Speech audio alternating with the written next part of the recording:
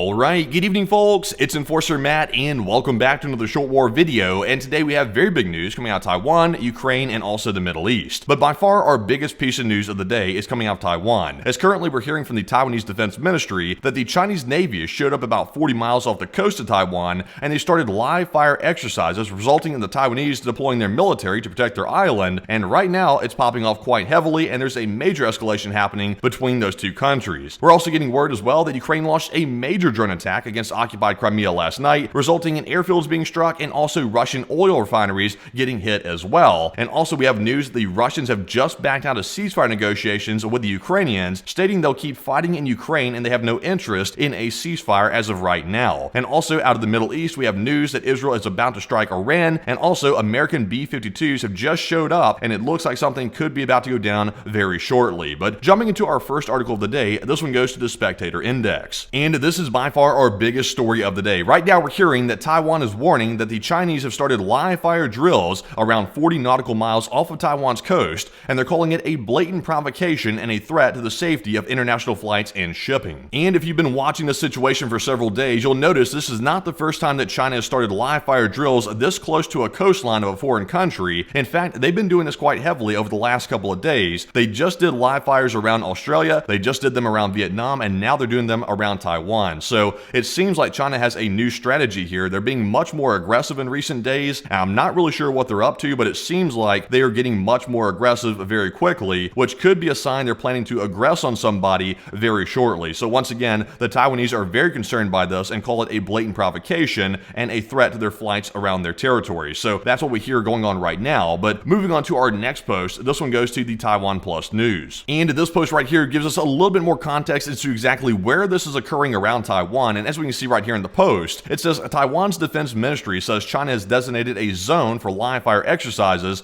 roughly 75 kilometers or about 40 miles off the coast of Kaohsiung in southern Taiwan. And these are unannounced exercises in international waters. So once again, nothing technically illegal about this. China apparently is in international waters, but nonetheless, it goes without saying that when you show up that close to a coastline of a foreign country and start firing your guns, that will of course bring some attention to those vessels. And once again, Taiwan has been hotly contested by China in recent years, and Taiwan is scared for their safety. And with China showing up that close, which is an enemy country, that is certainly going to turn some heads. So as we can see right here, this is where it is, and let's take a look closer so you can see the actual area itself. And right here you can actually see there's a zone right here 75 kilometers away from Kaohsiung inside of Taiwan, and that is the area in which China is currently shooting from their naval vessels in live fire exercises. So just to give you an idea of exactly how far away that is, and you can see right there on the map, that is the location. But with that, we are now moving on to our next news article here, and this one goes to Guy Elster. And as a result of this, Taiwan deployed all of their troops, or at least some of them, after China announced live fire ammunition exercises off the island itself. So once again, Taiwan is taking this very seriously by deploying some of their troops after China showed up with their ships and started firing, because once again, Taiwan never really knows what China is actually up to, and they could be about to invade, or it could be a prelude to invasion, and they want to play it safe by deploying troops. And right now, we really don't know what this was. It appears to be an exercise, but it could be a preparation for war, because once again, China is getting very aggressive in the recent days. But we also got another post here from Guy Elster, and this was a statement made by a Chinese senior official just a day ago. And the Chinese official said, according to Guy Elster, that China must grasp the right to dominate and take the initiative in relations across the Taiwan Strait and unswervingly push forward the cause of reunification with Taiwan. So once again, that is China doublespeak for basically we need to invade Taiwan and take it over once again. That's not reunifying a country, that's actually invading it and then occupying it, which is what they're apparently planning on doing according to this Chinese senior official. So the question is, when is this going to occur? And right now we simply do not know that answer, but we are looking at this very closely because something could be popping off very shortly, at least to what we're seeing right now. But with that, we're moving on to our next one, and this one goes to Null Reports. So let's switch gears just a little bit away from our Taiwan news and onto our Ukraine news, because we have quite some big news in that category as well. And right here in the post from Null Reports, we can see that last night a massive Ukrainian drone attack targeted Kuban and occupied Crimea. And in Tuapse, reports mentioned 40 explosions, and once again, Tuapse is home to a seaport and an oil refinery previously hit in the summer, and blasts were also heard in Sevastopol in Crimea, and Russia claims to have shot down 128 drones, but the full impact of the raid remains unknown. So once again, Russia always claims to have shot down all the drones, but they never really do, and they always fall a little bit short. Pretty much all of them make it through, actually. So, the Russians lie fight like crazy. But let's take a look at the footage and see the extent of the damage. And as you can see right here, there is a lot of burning debris here on the ground, and it looks like those drones have impacted right here in this area, according to the footage we're seeing, and it's caught a lot of things on fire, and also there appear to be car alarms going off as well, and you can see some smoke floating through the air. So something was struck here. We don't know exactly what was struck in this video, but you can see there is clearly damage from it. But moving on to our next video here, we also have another one, so let's take a look. And right here, there appears to be an impact from a drone in this video right there. It's hitting something. Once again, it's really hard to tell because it's late at night. There it is. And that, once again, it could even be an interception of a drone. I'm not really sure, but it's very dark. You really can't tell. But clearly, there's some engagements happening there in the video. And moving on to our last one here, let's take a look at this one. And in this video right here, this appears to be Ivan eating a snack, and he's looking out of his window right here, and he's seeing some fires outside, and that could be Igor out there setting some arson, or it could be maybe a drone impacting on the territory. He's not really sure, but either way, he's very happy to see a fire right outside of his window. It's like a free show. But anyways, moving on from that, we can clearly see the damage, and once again, there was a massive drone attack last night in occupied Crimea, and also in Kuban as well. So we are now jumping into our next article, and this one goes to First Squawk. And once again, the targets were allegedly, according to the Ukrainian military, they say they hit an oil plant in Russia's Tuapse region, and also they struck 2 Russian airfields in occupied Crimea. So we did not get to see exactly clearly on camera because of the lateness of the night and how dark it was. We didn't get to see that exactly, but we did see the drones coming in, and the Ukrainian military says they hit a oil plant and also 2 airfields. So that was the targets, and they are confirmed to have been hit by the Ukrainian forces. But moving on to our next post here, this one goes to Nexta. And we have some big news on another front when it comes to Belarus-Russia relations. Remember that back in December of 2024, the Russians proposed a Belarus and Russian security agreement to basically agree to secure each country in the event of an attack. And right now, that has now been approved by the Russian Federation Council, and it's also been ratified. And right now, the security guarantee between Belarus and Russia within the Union state is now a surefire deal. Like, it's a done deal at this point. And now we're having speculation of people saying that Belarus might get dragged into the war into the future now that the security guarantee has been signed. And it is a possibility, actually, because this security guarantee basically says if either country is attacked, then the other one is obligated to come to the rescue of the other one. So Russia could argue that Belarus is now obligated to jump into the Ukraine war to defend the Russian territory. So they could be about to be dragged in here now that it's official. So we'll be keeping an eye on that to see if Belarus is going to jump into the fray or if they're going to stay out of it. But jumping into our next post, this one goes to us on Twitter at It's the Enforcer. And this is also another big bombshell piece of news right here. We're hearing today that Russia abandoned ceasefire negotiations, and they state there will be no cessation of war along the contact line, which is a complete reversal of prior Russian statements. And this comes after the U.S.-Ukraine agreement have said to have signed a framework to allow Ukraine to continue fighting in exchange for minerals. So once again, this is coming right after the mineral agreement appears to be pretty much getting wrapped up, or at least a framework for an agreement. And it appears to be that Russia's not happy about that, and they've abandoned ceasefire negotiations according to the recent reports. But we have some more news and details about this in our next one, which goes to the Kyiv Post. And just to clarify who said this, it was the foreign minister of Russia, it was Lavrov, and he made other statements along with that one as well. He said that Russia is not considering any options for deploying European peacekeepers in Ukraine. Also, the Russia and U.S. forces will hold a meeting in Istanbul on February the 27th regarding the work of their embassies. He also stated that Europe is openly trying to undermine conflict resolution in Ukraine.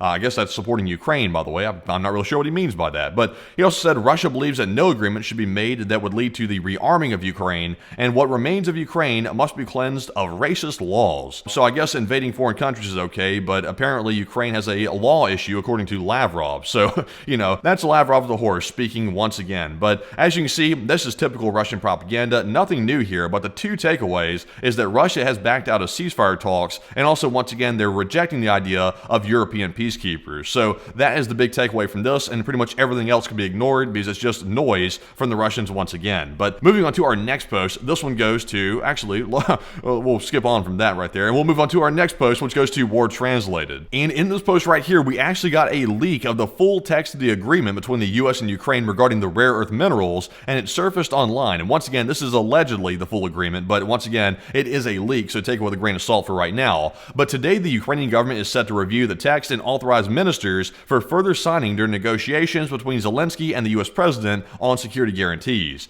And once again, this was a very key statement made by the Ukrainian prime minister. He made this statement, quote unquote, "This agreement is directly tied to security guarantees, and neither the president of Ukraine nor the Ukrainian government will consider or sign this agreement separately from Ukraine's security guarantees." And that has been the big question the entire time. Is this mineral deal going to wrap up a security agreement with it, or is it going to exclude it completely? And right now we're hearing from the Ukrainian prime minister, it sounds like a security guarantee is going hand in hand with the mineral agreement. And that would seem to match the statements made yesterday by the US president. So that is very promising to hear. But let's take a look at the actual agreement and see what some key points actually are. And there actually are some key statements being made here which indicate the current position of US officials outside of the public statements. And mainly, I called attention to this fourth line right here. It said, "Whereas the United States of America and Ukraine recognize the contributions that Ukraine in strengthening international peace and security, voluntarily abandoning the world's third largest arsenal of nuclear weapons." That is basically the United States acknowledging that Ukraine did give up in the Budapest Memorandum their nuclear weapons in exchange for a security guarantee from the United States. And it appears to be the U.S. officials through this agreement are actually recognizing that, and apparently they plan on maybe honoring it. But I take that with a little bit of hesitancy right there. So that is a interesting statement included in this. But once again, take it for what it is right now. This is just the draft according to what we're being told by sources. Also, another key thing as well is we're being told down here in paragraph 1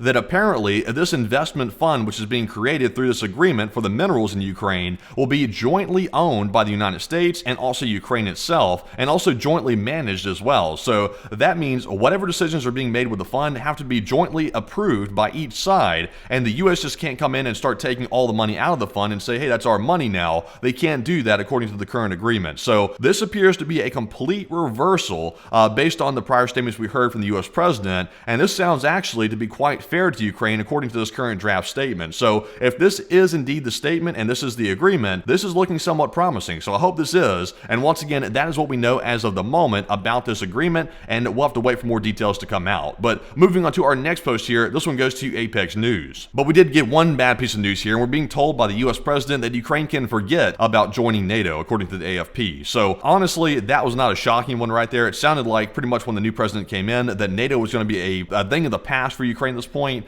and they're not going to be getting NATO membership. So maybe they'll get something maybe equivalent to it through security guarantees, but it sounds like NATO's pretty much ruled out for Ukraine at this point. So that is unfortunate to hear, but I think they can be supplemented through other means to ensure that they're protected from Russia, and that appears to be the way things are going to probably go in the future, at least for now. Take it with a grain of salt though. But moving on to our next post, this one goes to Null Reports. And we're getting word that not only is there a mineral agreement being talked about between Ukraine and the United States, but also allegedly, according to reports, we're hearing that Russia also offered the U.S. a deal on minerals from occupied Ukrainian territories, and that's not even their minerals, by the way. Those were stolen by Russia, so they're not theirs to give away. But it says Moscow reportedly prepared scenarios for discussions with U.S. officials that could grant the United States administration access to the resources in Donetsk and Zaporizhia. So this is, once again, very controversial. This is stolen resources. So, you know, technically, if you're a normal civilian in the United States, if you did something like this would be basically in receipt of stolen property, which would be a crime. So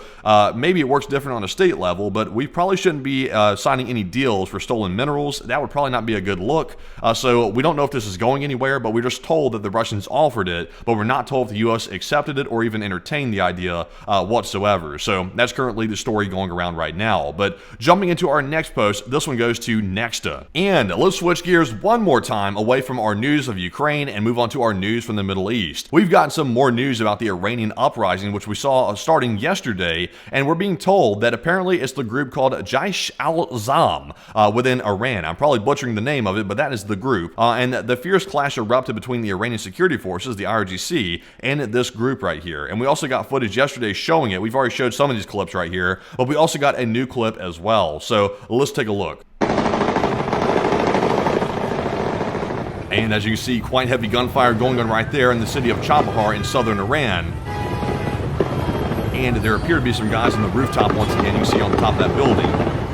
And they are leveling quite heavy fire here amongst these places. So this is quite heavy fire. And once again, these guys are actually pretty well armed, this group right here, and that's what we're seeing on camera. We saw this on camera yesterday as well, like I said, and we're seeing more of it today. So this appears to be an ongoing issue. Let me go ahead and mute that real quick. This appears to be an ongoing issue within southern Iran, and it could be a statewide thing, or it could be isolated to just the southern region. Right now, we simply don't know, but we're being told this group is fighting for a Baluchistan's independence. So I'm not totally up to date with the situation on that front, but once again, this group could be causing problems for Iran, and this is something to also watch into the future. But jumping into our next post here, this one goes to Apex News. And Iran does not just have a problem domestically with this group getting out of control in southern Iran, they also have a problem with Israel, and Israel is a lot more powerful than that group which is currently fighting and skirmishing in their country. Right now, we're being told that Israel is warning that a military option could be required to stop Iran from building nuclear weapons, and it's looking to the United States for help in ramping up pressure on the Iranian regime, according to the foreign minister of Israel. So this is once again a big inflection point, and we've been stating that something could be about to happen very shortly. Once again, we're expecting targets on the Yemeni Houthis very shortly, and we're now expecting that there could be a massive Israeli-US operation against the Iranian government, and specifically targeting these nuclear sites. The Iranians have already said that they're going to sleep scared every single night, waiting for something to happen, but they're not sure exactly when that's going to be. So Israel is warning them once again that they are preparing for that. But also, we have some more news here, actually a bombshell piece of news in our last post, which goes to OSINT Defender. And if there's any sign that something might be about to go down, this would probably be it. And we're being told here by OSINT Defender that the U.S. Air Force B-52H long-range strategic bombers, which took off yesterday from Barksdale Air Force Base in Louisiana, have arrived in Europe and are currently crossing the Mediterranean and heading towards the Middle East, of all places. And several KC-135 aerial refueling tankers from Naval Station Rota are waiting off the coast of Spain to refuel the bombers. So as you can see right here, here they are heading straight for the Middle East, and these are long-range strategic bombers, which once again could be used in strikes on Iran if that were to go down. So this looks like quite a big deal might be about to happen. It could be a joint U.S. and Israeli strike on Iran if they don't back down. So this could be simply a overt threat toward Iran to get them to back off, or it could be that this is actual preparations for actually going in and striking the Iranian territory. Whatever the case is, the world's getting very spicy these days once more, and it seemed like we were out of news for a little while, but now we're jumping right back into it. But with that, folks, that is actually our last news article of the day, and I'm sure there will be a lot more news to cover throughout the rest of the day, and we'll be covering that tonight at 10 p.m. Eastern on our next Nightly War News stream, so be sure to join us for that. And also, before you go, smack the like button and also subscribe to the channel as well if you already haven't to stay up to date with the news, and also go down to the comments below and put LSA down there if you watched the video to this point, and let us know you enjoyed the video, because once again, that helps in the algorithm, and also we appreciate the kind words as well. Also, if you want to support the channel financially, you can do so on our Patreon page. The link is in the description below for Patreon, where you can go over there and sign up for a monthly membership and support the channel that way, which is a very big help, because once again, it's through all the support to the channel that helps keep it running, and we sincerely do appreciate it, and huge shout out to our Patreon supporters once again for making this all possible. But we'll see you all tonight at 10 p.m. Eastern, and with that, bye-bye for now.